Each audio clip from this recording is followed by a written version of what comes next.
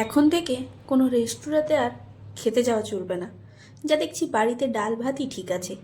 মানে ধরুন আপনি খেতে গিয়ে জল চাইলেন আর আপনাকে দেওয়া হলো মদ, তাতে কিন্তু আপনি কিছু বলতে পারবেন না, কারণ বললেই বিপদ।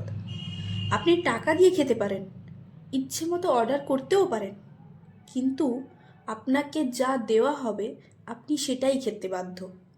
না মানে ওপর থেকে দেখে যদি বোঝা না যায়, আপনাকে কিন্তু ওই মদটাই খেতে হবে, তাতে আপনার ভালো খারাপ যা হবে হোক। আর যদি আপনি কিছু বলেন, তাহলে তো আপনাকেই জেলের ভাত খাওয়ানোর জন্য কিছু মানুষ উঠে পড়ে লাগবে। আরে ভাই, মজা হচ্ছে নাকি? এখানে রাইটস বলেও তো কোনো ব্যাপার থাকে নাকি? ইচ্ছে করে খাওয়া আর না জানিয়ে খাইয়ে দেওয়া কখনোই এক নয়। হ্যাঁ, আমি এটা বলতে পারি, যিনি কাজটা করেছেন তিনি হয়তো ইচ্ছে করে খাওয়াতে চাননি, তাই বলে সকল পাবলিক যারা ঘটনাটা ঘটলো তাকেই মেন দোষী প্রমাণ করতে চাইছে, this is not done.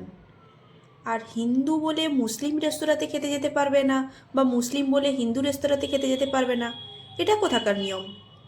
Social media দেখে যা বুঝলাম, একটা ছাগল ব্যয় করেছে তো বাকি সবাইও ব্যয় ব্যয় করতে শুরু করে দিয়েছে। আর এটাই হলো এখন সোশ্যাল মিডিয়ার পাওয়ার। তবে হ্যাঁ, একটা কথা দেখলাম যে যাদের তরফ থেকে ভুলটা হয়েছিল তারা ক্ষমা চেয়ে নিয়েছে, তো এটাই তো ঠিক আছে না? হ্যাঁ, ভুল হয়েছে, মানুষ মাত্র ভুল হয়। তো ব্যাস,